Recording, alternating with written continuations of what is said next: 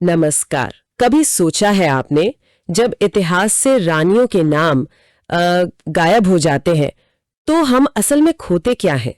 हम ज्यादातर तो राजाओं और बादशाहों की ही कहानियां सुनते हैं, है ना? उनके युद्ध, उनके महल। ऐसा लगता है जैसे इतिहास सिर्फ पुरुषों ने ही बनाया हो। क्या ये सच है? अगर हम अपने अतीत में देखें तो कई शक्तिशाली, बुद्धिमान और साहसी महिला शासक भी मिलती हैं। हाँ बिल्कुल, और ये सिर्फ गिनी चुनी नहीं है।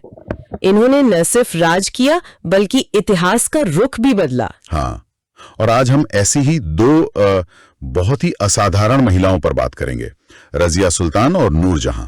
दिल्ली सल्तनत की रजिया और मुगल दौर की नूरजहां। जी, और ये चर्चा आज और भी जरूरी हो गई है क्योंकि हाल में कुछ बातें सामने आई हैं स्कूली किताबों से इनके जिक्र को हटाने के बारे में। हम समझेंगे कि रानियां कौन थीं, उनका शासन कैसा था, क्या मुश्किलें आई उनके सामने, और आज भी उनकी कहानियां क्यों मायने रखती हैं, खासकर तब जब वो नई पीढ़ी की नजरों से शायद दूर की जा रही हैं। बिल्कुल, यही मकसद है। तो चलिए शुरू करते हैं रजिया सुल्तान से, दिल्ली की वो शासक जिसने वाकई इतिहास रचा।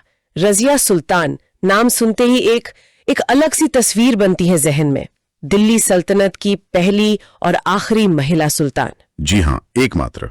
सोचिए, 13वीं सदी का हिंदुस्तान, एक ऐसा वक्त जब महिलाओं से पर्दे में रहने की उम्मीद की जाती थी, घर संभालने की, और वहां एक महिला न सिर्फ हुकूमत का दावा करती है बल्कि तख्त पर बैठती भी है। हाँ, ये अपने आप में ही एक इनकलाब था, कह सकते हैं। और रजिया सिर्फ नाम के लिए सुल्तान नहीं बनी। उनके पिता इल्तुतमिश, उन्होंने खुद उन्हें चुना था, अपने बेटों से ज्यादा काबिल समझकर। हाँ बिल्कुल, लेकिन जाहिर है उनका सुल्तान बनना आसान नहीं रहा होगा कि सत्ता संभालने के बाद वो सिर्फ हुक्म नहीं चलाती थी, वो दिखती भी शासक की तरह थी। मतलब उन्होंने वो महिलाओं वाले पारंपरिक लिबास छोड़ दिए, पुरुषों की तरह कोट, जिसे कुवा कहते थे, और टोपी, कुला, वो पहनकर दरबार में आती थी बिना किसी पर्दे के। वाह! और ये सिर्फ कपड़ों की बात नहीं थी, है ना? उनका पूरा अंदाज ही एक शासक वाला था। हमने पढ़ा है कि वो घोड़ों पर, हाथियों पर सवार होकर जंग के मैदान में सेना को लीड भी करती थीं। जी हाँ, बिल्कुल। उस जमाने के एक बहुत माने हुए इतिहासकार हैं मिन्हाज सिराज। उन्होंने तो रजिया का दौर देखा था अपनी आंखों से। सही कहा आपने। मिन्हाज सिराज का लिखा रजिया को समझने के लिए बहुत जरूरी है। उन्होंने साफ लिखा है कि रजिया अपने भाइयों से कहीं ज्यादा काबिल थी। अच्छा? अपनी किताब तबकाते नासिरी में वो लिखते हैं कि रजिया बुद्धिमान थी, इंसाफ पसंद थी, अपनी प्रजा का ख्याल रखती थीं। बिल्कुल, और जंग की कला में भी माहिर थी। मतलब बादशाह होने के सारे गुण थे उनमें। लेकिन मिन्हाज एक बात और कहते हैं। क्या? कि उनका औरत होना ही शायद उनकी सबसे बड़ी कमी मान लिया गया, कम से कम दरबार के जो ताकतवर तुर्की अमीर थे उनकी नजरों में। और शायद यही वजह बनी उनके खिलाफ साजिशों की। हाँ बिल्कुल, ये उस वक्त के समाज और राजनीति की झलक देता है। और एक और चीज जो उनकी आजाद हैसियत को पुख्ता करती है, वो है उनके नाम के सिक्के। हाँ, ये बहुत महत्वपूर्ण बिंदु है। ये कोई छोटी बात नहीं थी। सिक्के जारी करना मतलब अपनी स्वतंत्र सत्ता का ऐलान, संप्रभुता का प्रतीक। बिल्कुल सही। और सोचिए जरा, 13वीं सदी का भारत, जहां मर्दों का दबदबा था, वहां एक औरत का सुल्तान बनना और फिर अपने गांव के सिक्के ढलवाना, ये तो सीधी चुनौती थी उस वक्त के नियमों को, सत्ता के ढांचे को। हाँ, उन्हें हर रोज कितनी मुश्किलों का सामना करना पड़ता होगा। एक तरफ समाज की सोच, दूसरी तरफ दरबार की साजिशें, वो तुर्क सरदार जो किसी औरत के हुक्म के नीचे काम नहीं करना चाहते थे।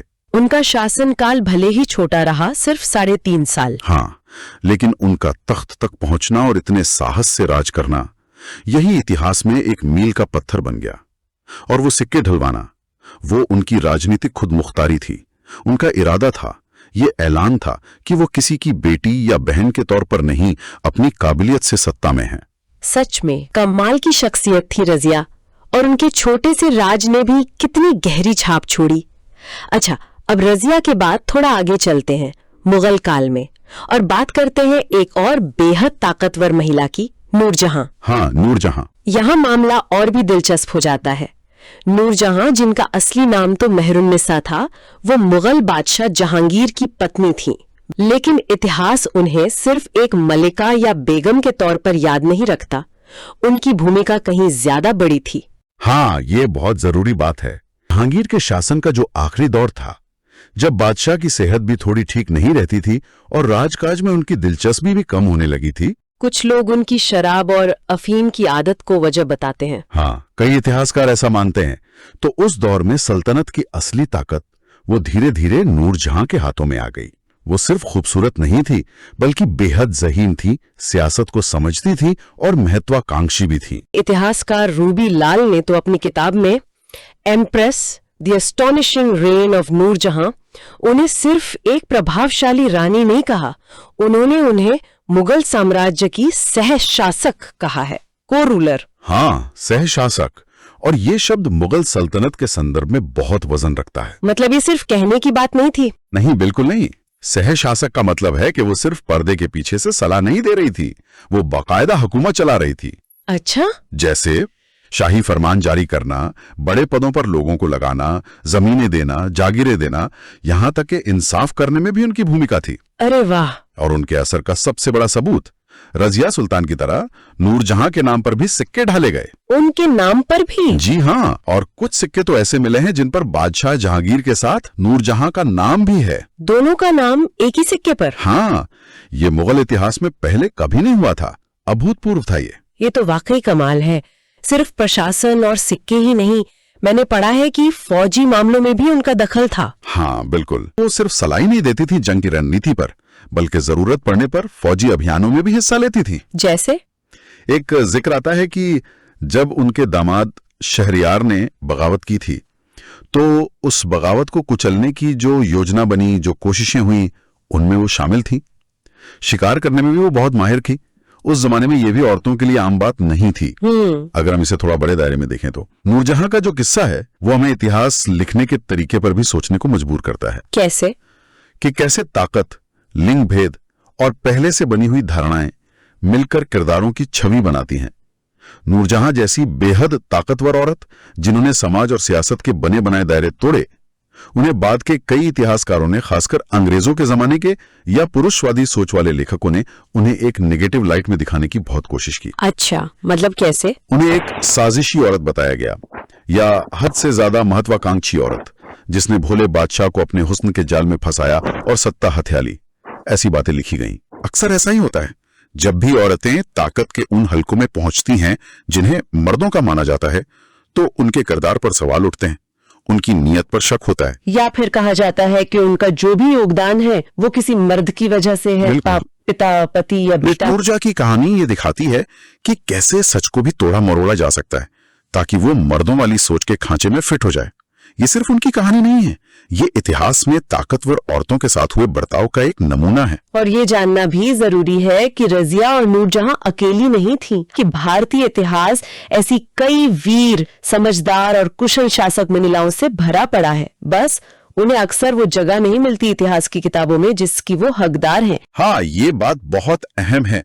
16वीं सदी के आखिर में जब अकबर की बड़ी मुगल फौज ने दक्कन पर हमला किया, तो चांद बीबी ने बड़ी हिम्मत से अहमदनगर के किले को बचाया था।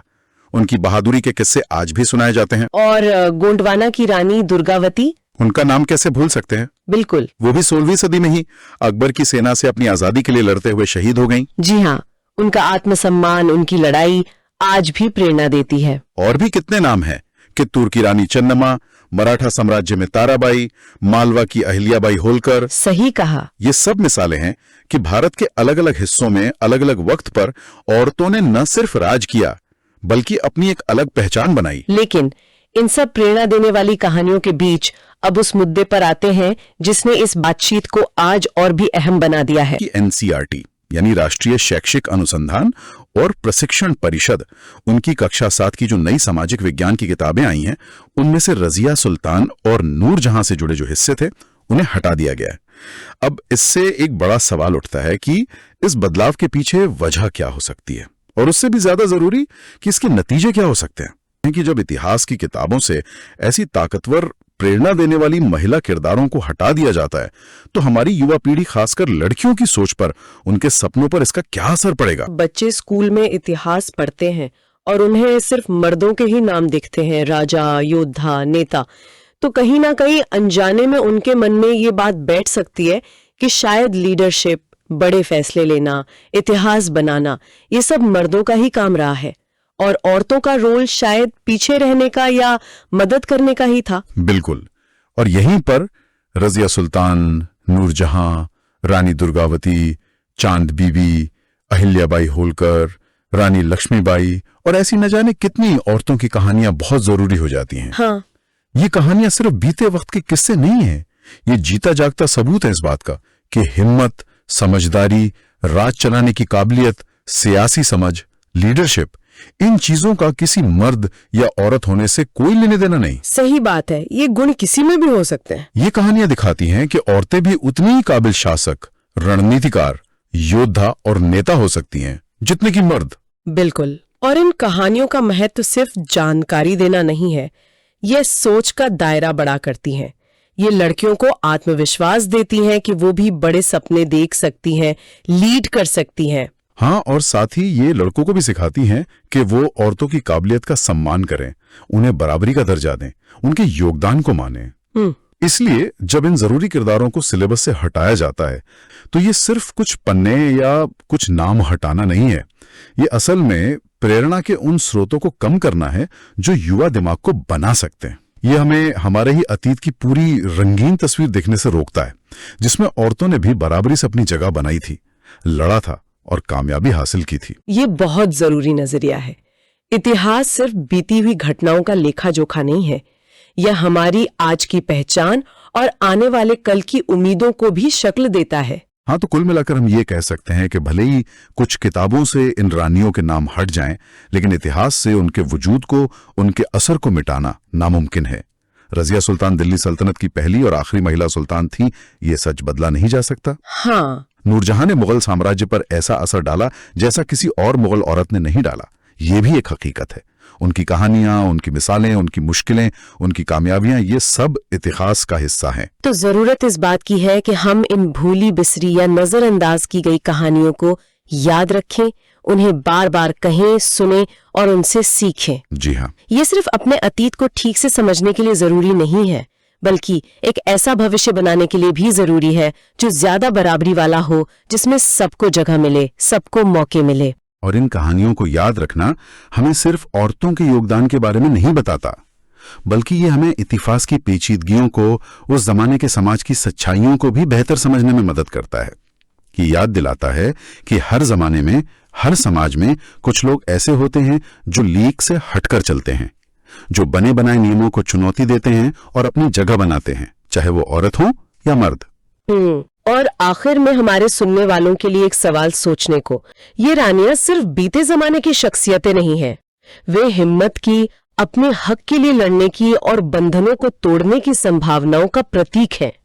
तो सवाल ये है कि जब हम इतिहास की किताबों से इन रानियों को मिटाते हैं, तो क्या हम अनजाने में आने वाली पीढ़ियों के सपनों का दायरा, उनकी कल्पना की उड़ान को भी छोटा नहीं कर रहे? ये वाकई सोचने वाली बात है। आज के इस विश्लेषण में हमारे साथ रहने के लिए धन्यवाद।